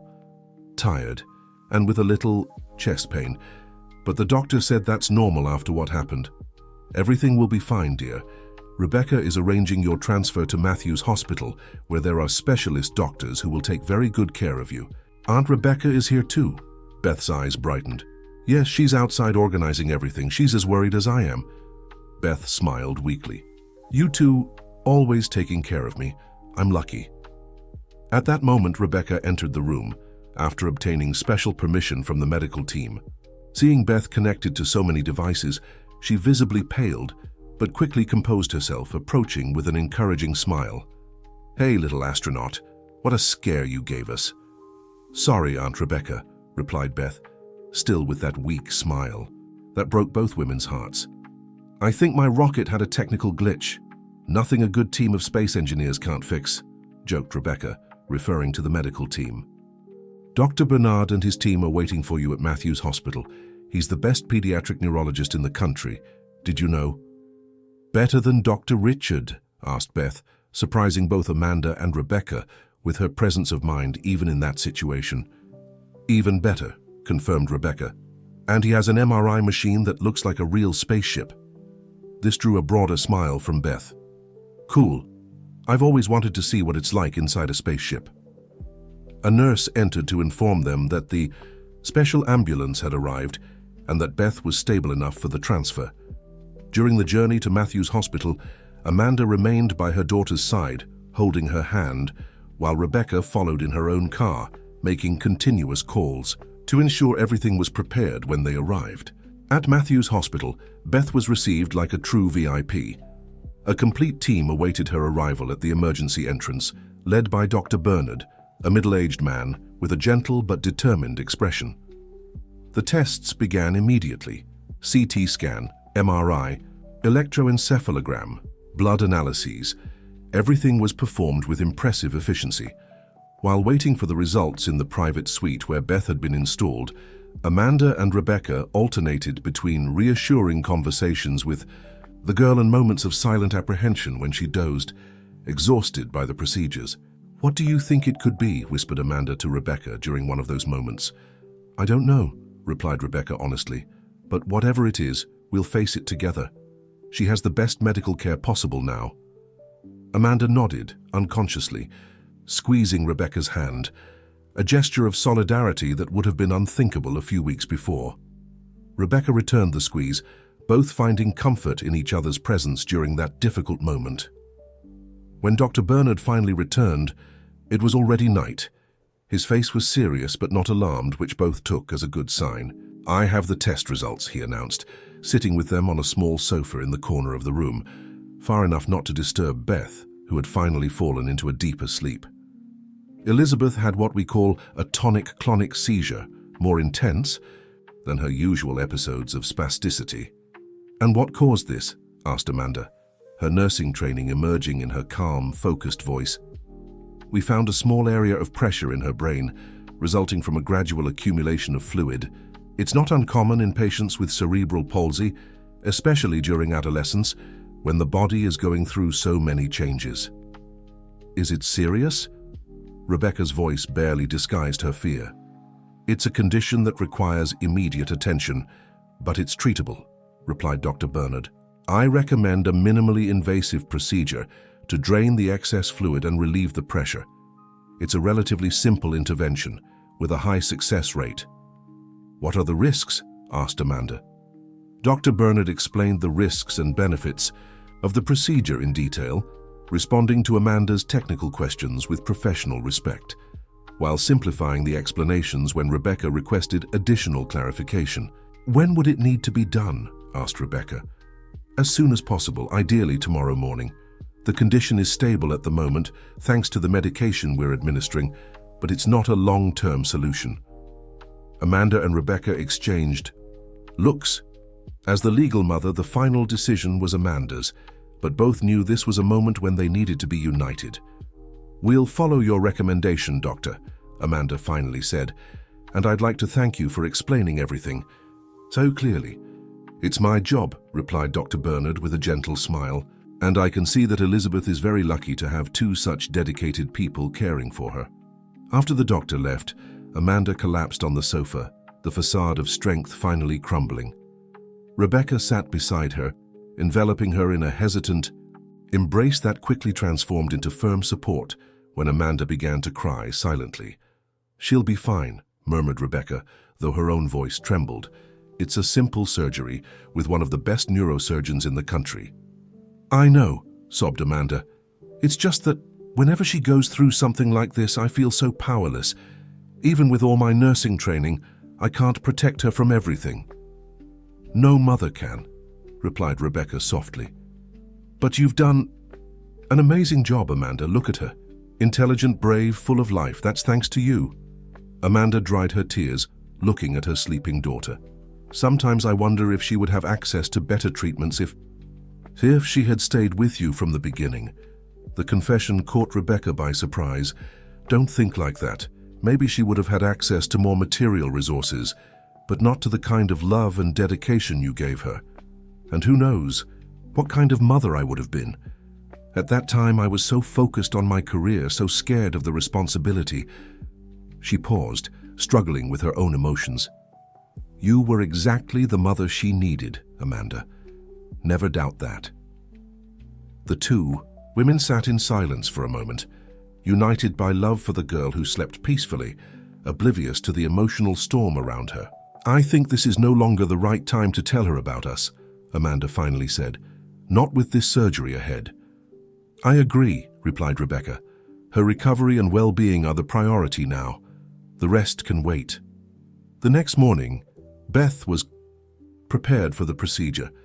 She was nervous but tried not to show it, joking about how her brain was leaking and needed a space plumber to fix it.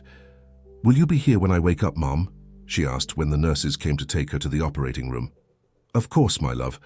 I'll be right here waiting for you. And you too, Aunt Rebecca. Rebecca, who had spent the night at the hospital and returned after a quick trip home to change clothes, approached the stretcher. I won't leave here for anything in this world, little astronaut. Beth smiled, apparently reassured by the presence of both. Before the nurses took her away, she extended her hand to Rebecca, who took it between hers. You know something, Aunt Rebecca? I'm happy you appeared in our lives. It's like you always should have been here. Understand? Rebecca bit, her lip fighting back tears. I understand perfectly, dear, and I feel the same way. When Beth was finally taken away, Amanda and Rebecca briefly embraced, seeking consolation in each other before heading to the waiting room, where they would remain during the next few hours, united by apprehension and hope. The procedure took about 2 hours. Dr. Bernard appeared in the waiting room with a smile that immediately dissipated the accumulated tension. Everything went perfectly, he announced. We managed to drain the excess fluid and relieve the pressure. Elizabeth is already in the recovery room and should wake from anesthesia soon. Can we see her? Asked Amanda and Rebecca almost in unison. As soon as she's transferred to her room. About 30 more minutes, I'd say. Those 30 minutes seemed like an eternity. When they finally could enter the room, they found Beth already slowly awakening from anesthesia, looking pale but without signs of significant discomfort. Mom, she called in a hoarse voice. "Aunt Rebecca." "We're here, my love," replied Amanda, hurrying to the bedside. "How was it? Is my brain fixed?" asked Beth, still under the effect of medication. "Everything went perfectly," assured Rebecca, positioning herself on the other side of the bed. "Dr. Bernard said you were super brave." Beth smiled sleepily. "I dreamed while I was sleeping. I dreamed of stars and of you two. It was a good dream." "That's good, dear. Now rest a bit more. We'll be here when you wake up again," said Amanda, gently caressing her daughter's hair, taking care to avoid the bandage on her head. Beth closed her eyes, but before falling completely asleep, she murmured something that made both women's hearts race. "In my dream, you two were my mothers." Amanda and Rebecca exchanged alarmed looks, but Beth had already fallen asleep, her breathing becoming regular and peaceful. During the following hours, they took turns at her bedside, always ensuring that Beth had one of them nearby each time she briefly awoke. It was during one of these moments, when Amanda had gone out to get coffee for both, that Beth woke up and found only Rebecca at her side. "Aunt Rebecca," she called, more lucid now that the effects of anesthesia were diminishing. "I'm here, dear. Your mom went to get coffee. She'll be back soon." "Can I ask you something?" "Of course, anything." Beth hesitated, as if organizing her thoughts. "Why do you care so much about us? I know you said it's because I remind you of your niece, but there's something more, isn't there?" Rebecca felt a lump in her throat. Even in that state, just out of surgery, Beth continued to be perceptive and direct in a way that always surprised her. "You're very special, Beth, to me and to many people. But why? What makes me so special to you specifically?" Rebecca swallowed hard. She had promised Amanda they would wait for the right moment to tell the truth, and this certainly didn't seem to be the ideal moment, with Beth still recovering from surgery. On the other hand, lying now, when Beth was looking at her with eyes so similar to her own, seemed impossible. "There is a connection between us," she finally said, carefully choosing her words, "a connection that goes beyond chance. I promise. We'll talk about this when you're completely recovered, okay?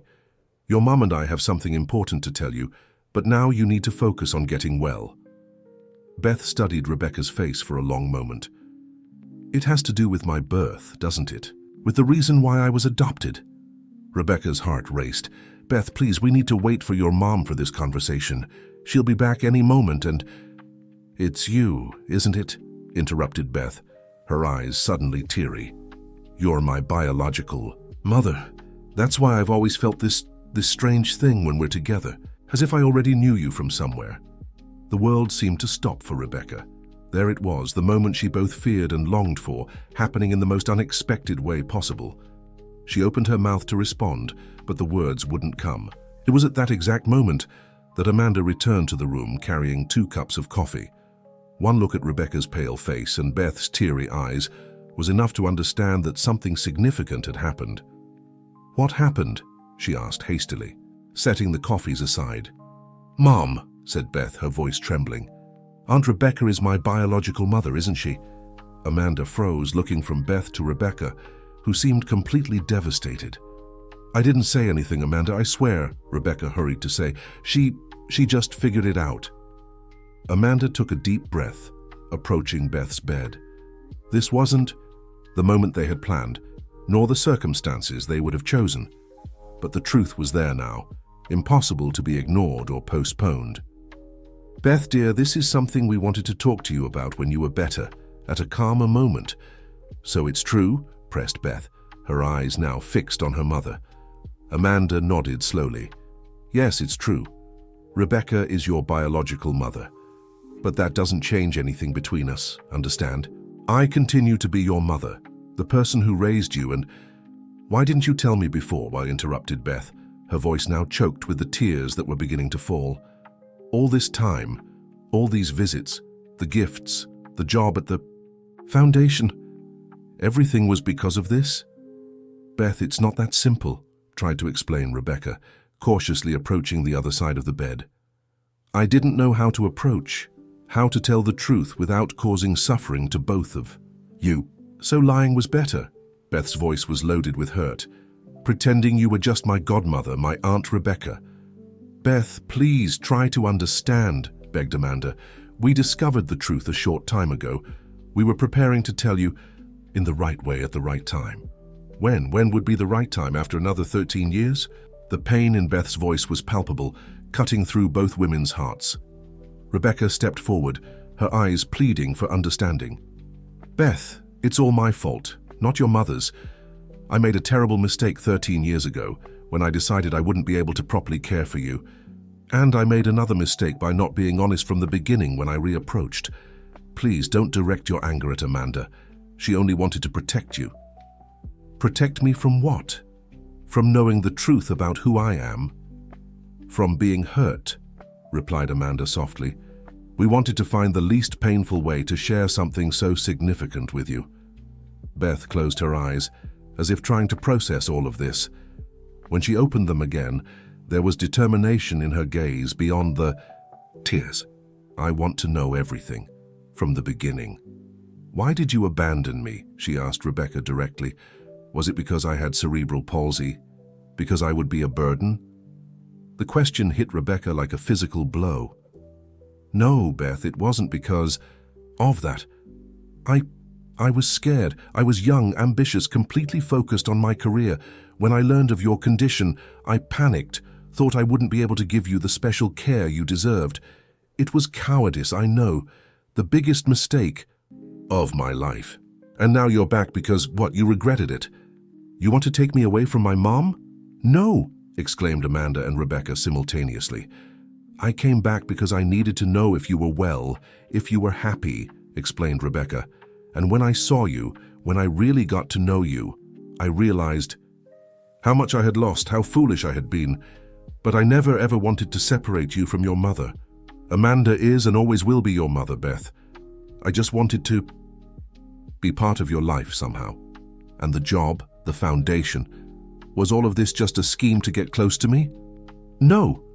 Rebecca seemed genuinely offended. "The foundation has existed for years, long before I found you. The work we do is real and important. And your mum really is perfect for the position she holds. That wasn't a lie. I just took the opportunity to keep us close." Beth looked at the two women, one on each side of her bed, both visibly emotional. "You were planning to tell me together, as a team?" "Yes," replied Amanda, "because despite everything, we came to an understanding. Rebecca recognizes that I am your mother in all the ways that really matter, and I recognize that she has a legitimate place in your life, if you want. And if I don't want?" The question came almost in a whisper. A heavy silence fell over the room. Finally, it was Rebecca who answered, her voice trembling but determined. "Then I will respect your decision, Beth. Even if it breaks my heart, I will respect what you choose. I only ask that you give us time, yourself, the three of us, to process all of this. Big revelations need time to be digested." Beth looked away, fixing her gaze on the window where the blue Chicago sky could be seen. "I need to think. I need to be alone for a while." Amanda and Rebecca exchanged concerned looks. "Are you sure, sweetheart?" asked Amanda. "You just had surgery. You shouldn't be alone." "Just for a little while," insisted Beth. "Please, I need to organize my thoughts." Reluctantly, both agreed to give Beth the space she asked for.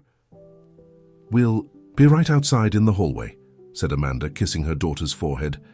"Just call if you need anything." Rebecca hesitated, clearly wanting to say something more, but finally just nodded and followed Amanda outside the room.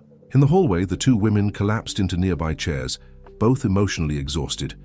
"That was a disaster," murmured Rebecca, covering her face with her hands. "She hates us now." "No, she doesn't hate us," replied Amanda, though her own voice betrayed uncertainty. "She's hurt, confused, angry, but she doesn't hate. Beth isn't like that." I should have been more careful in answering her questions. I wasn't prepared for her perception, for the direct way she approached the subject. Neither of us was, but maybe it's better this way. No rehearsed scripts, no half-truths, just the raw reality. Dear listener, if you're enjoying the story, please take a moment to like and especially subscribe to the channel. It really helps those of us who are just starting out. Now continuing. Inside the room, Beth stared fixedly at the ceiling, silent tears running down her cheeks. Her world had been turned upside down in a matter of minutes.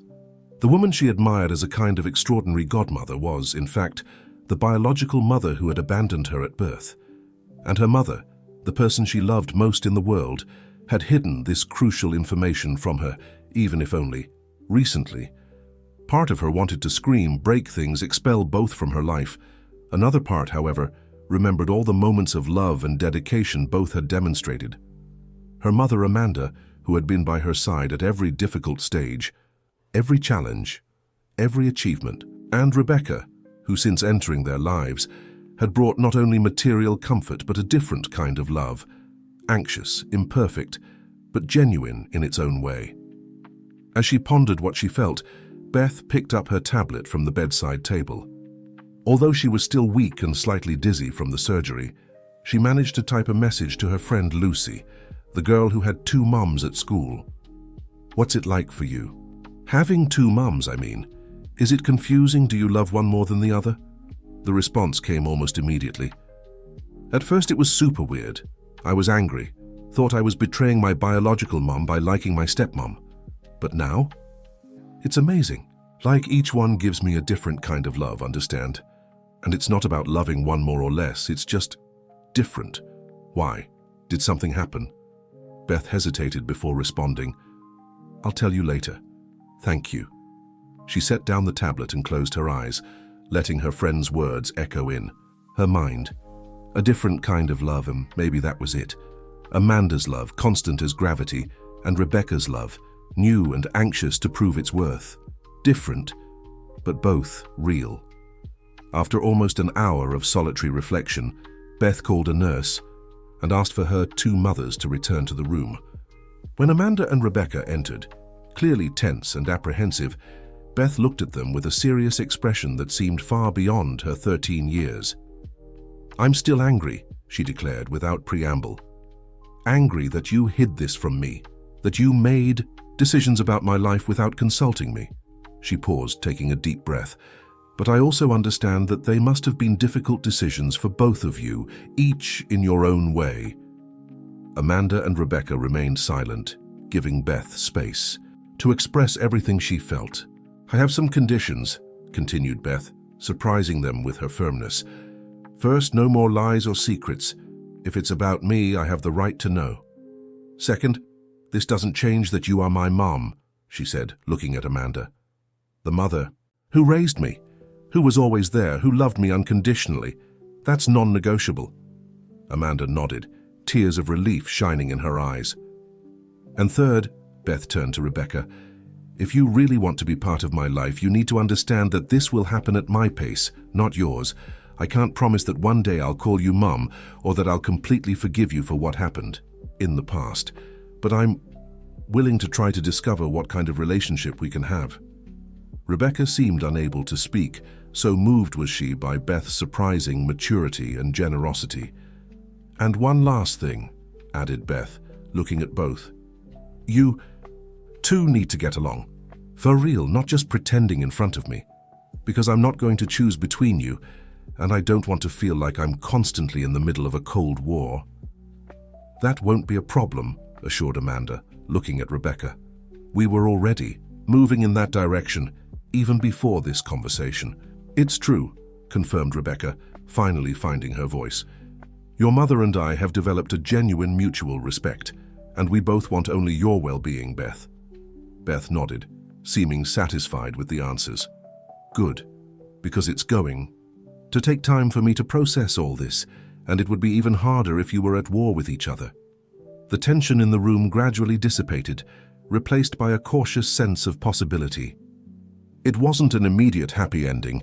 There were many wounds to heal, many adjustments to be made, but it was an honest beginning. In the days that followed, as Beth recovered in the hospital, the 3 began to navigate their new reality. There were difficult moments, like when Beth had painful questions about the past, or when the natural jealousy between Amanda and Rebecca occasionally emerged. But there were also light and even fun moments, like when Beth experimented with her newly discovered power to get concessions from both. "If I had found out before that I had 2 mothers, I could have gotten 2 birthday presents all these years," she joked on one occasion, making both women laugh, relieved to see glimpses of Beth's characteristic humor returning.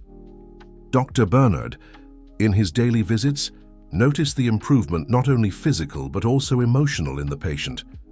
"Whatever dynamic you 3 have established, it's working," he commented privately to Amanda. "Her recovery is progressing beyond expectations."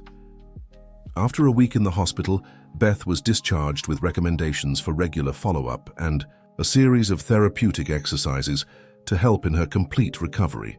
The big question hovering in the air was, where would she go? To the apartment she shared with Amanda, as always, or to Rebecca's mansion, which offered more comfort and space? Beth's answer surprised both. "I want to go home, to our apartment," she said to Amanda. "But," she added, looking at Rebecca, "I'd like you to visit us regularly. And maybe on weekends, when I'm stronger, I could visit your house too." It was a sensible solution, respecting established bonds while making room for new ones. Amanda and Rebecca promptly agreed, relieved not to have to confront a more radical choice at that moment. In the weeks that followed, they established a routine that worked for all 3. Rebecca had dinner with them 3 times a week at Amanda's apartment. On Saturdays, Beth spent the day at Rebecca's mansion, usually accompanied by Amanda at first, though gradually she began to feel comfortable having some moments alone with her biological mother. It was during one of these Saturdays, about a month after the surgery, that Beth found an old box in Rebecca's office. She was exploring the shelves with the businesswoman's permission, who had stepped out briefly to take an important call, when the box, hidden behind some books, caught her attention. It was a simple wooden box with the initials RM carved on the lid. Moved by curiosity, Beth opened it, finding inside a collection of never-sent letters, old photographs, and a small diary. The letters, she realized with a start, were addressed to her. Each one dated on her birthday, beginning with "My dear daughter," and ending with love, your mother who never forgot you." There were 13 letters in all, 13 years of words never shared. With trembling hands, Beth began to read the first one, written on the exact day of her birth. "My dear daughter, today you were born, and the world became simultaneously brighter and more frightening. You are perfect, with your tiny fingers and the tuft of dark hair that already shows personality. The doctors tell me you will face challenges in your life due to cerebral palsy, and my heart breaks thinking of the difficulties you will have to overcome. I made a decision today that will separate us, and I already feel the weight of this choice crushing my chest. I tell myself it's for your own good, that someone else will be able to give you what I, in my selfishness and immaturity, cannot offer. But the truth, which I hardly dare admit to myself, is that I am afraid.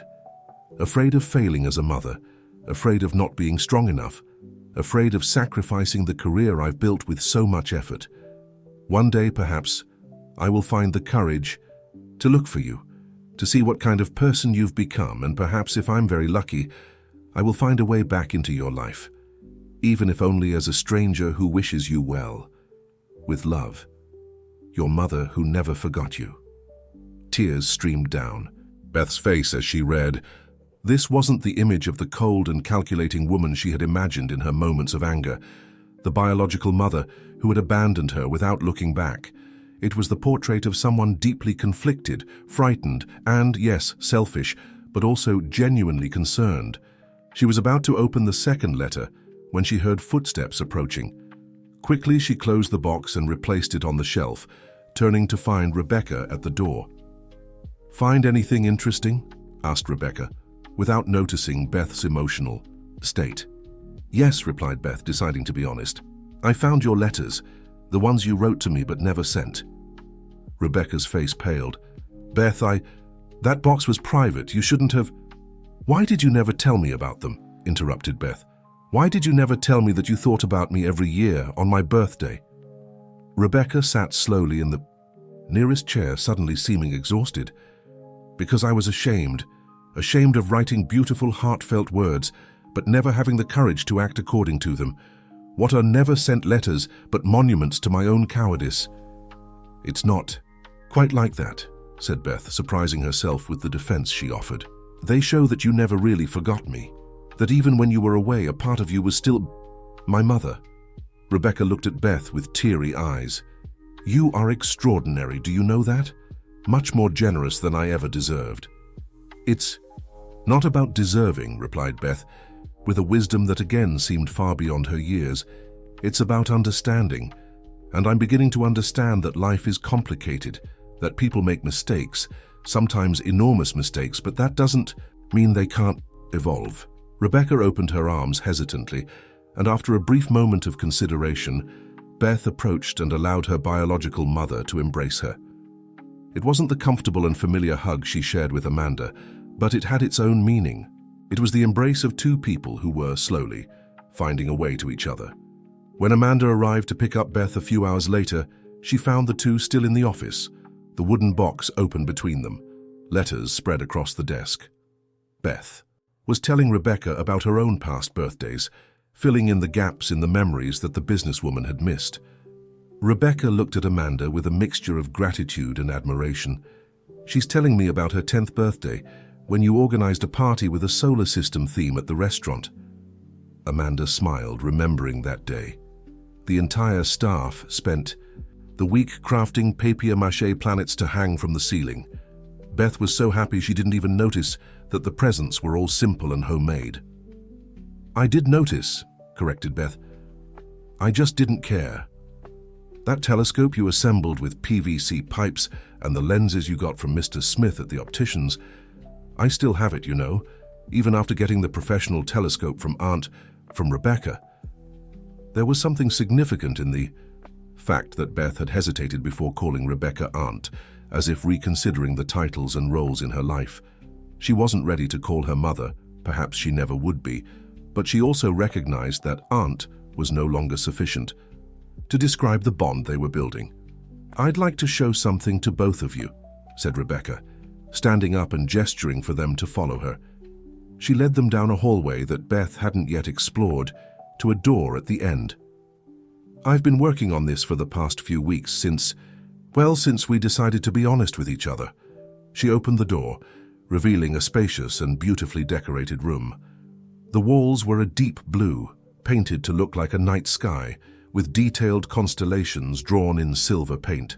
There was a bed adapted to Beth's specific needs, a desk with a state-of-the-art computer, shelves filled with books on astronomy and science, and the centerpiece of the room, a huge telescope positioned near the window that led to a private terrace.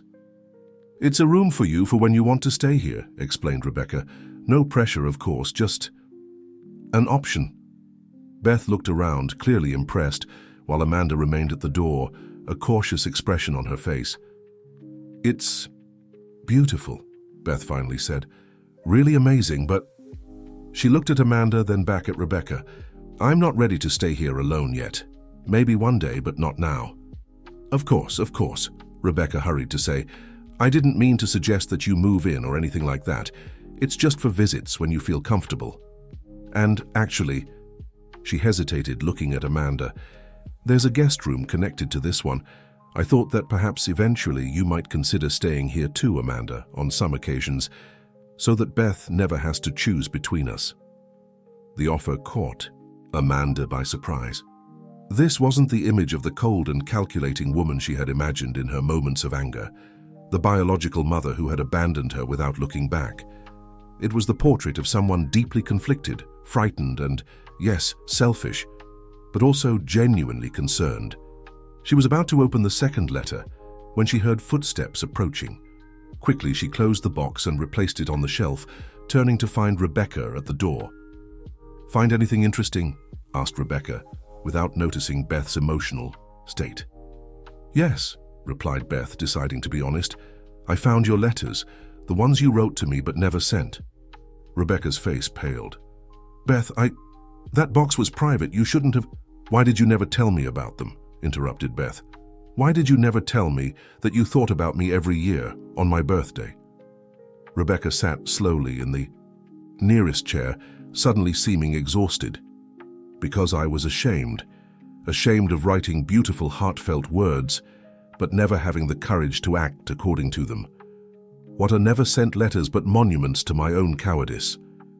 It's not quite like that, said Beth, surprising herself with the defense she offered. They show that you never really forgot me, that even when you were away, a part of you was still my mother. Rebecca looked at Beth with teary eyes. You are extraordinary. Do you know that? Much more generous than I ever deserved.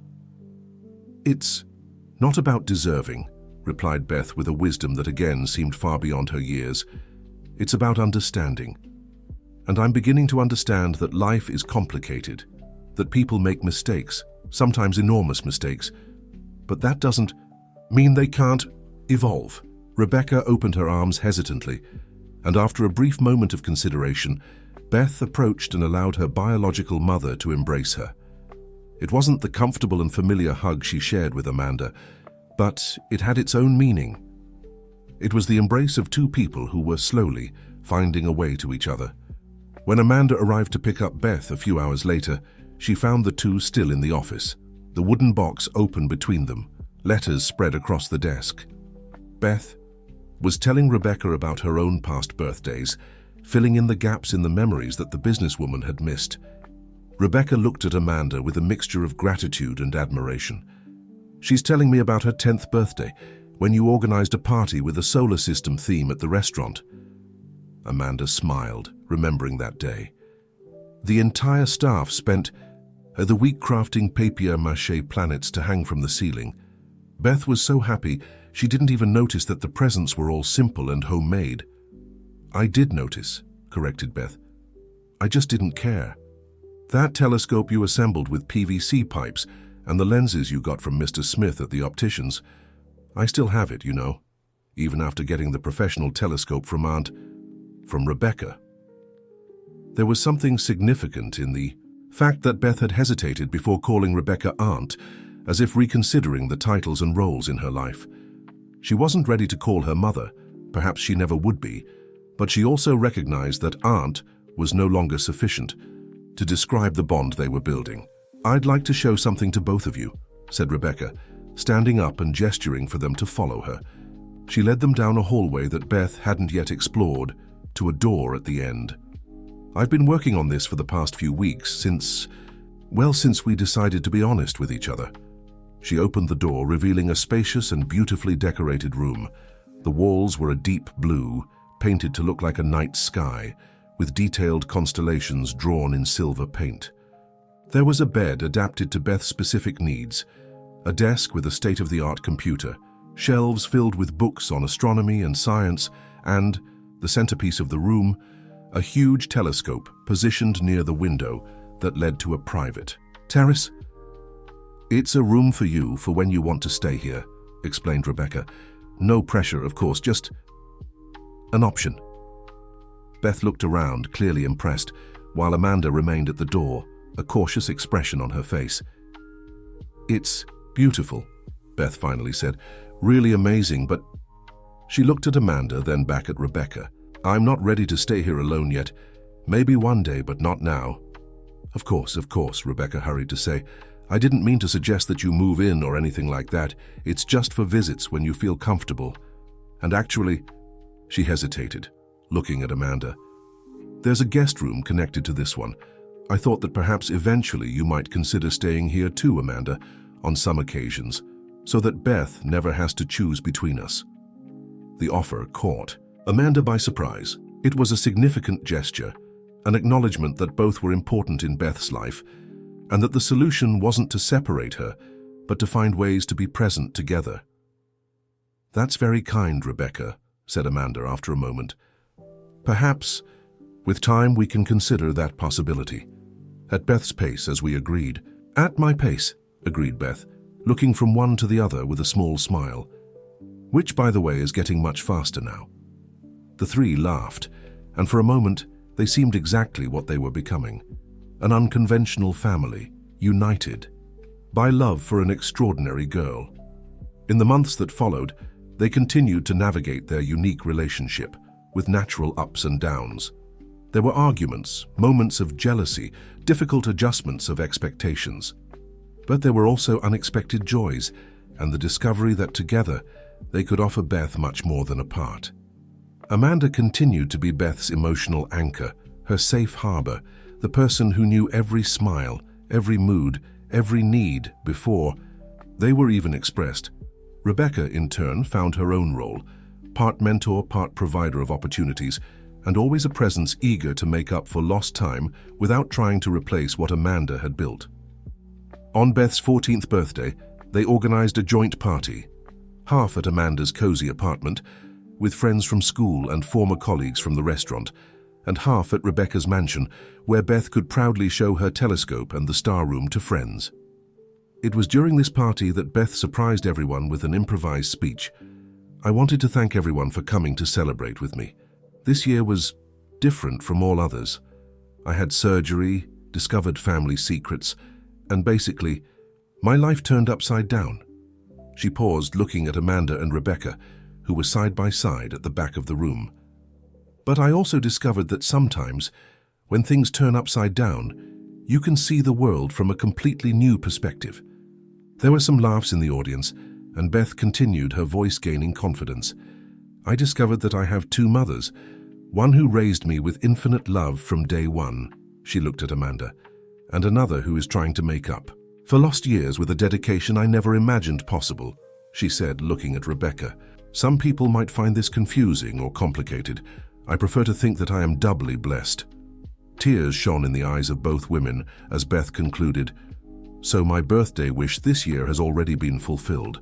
I didn't wish for a new telescope or a trip, though I won't refuse if either of you wants to give me that," she added with a mischievous smile, drawing more laughs from the audience. "I wished for a family, and now I have one that's bigger, more complex, and more full of love than I ever imagined possible." That night, after all the guests had left and Beth slept exhausted in her room in the mansion, her first night there with Amanda in the connected room, the two women sat on the balcony, contemplating the same stars that so fascinated the daughter they shared. "She really is extraordinary," commented Rebecca, breaking the comfortable silence. "She always has been," replied Amanda. "From the first moment I held her in my arms, I knew she was special. Not because of her limitations, but despite them.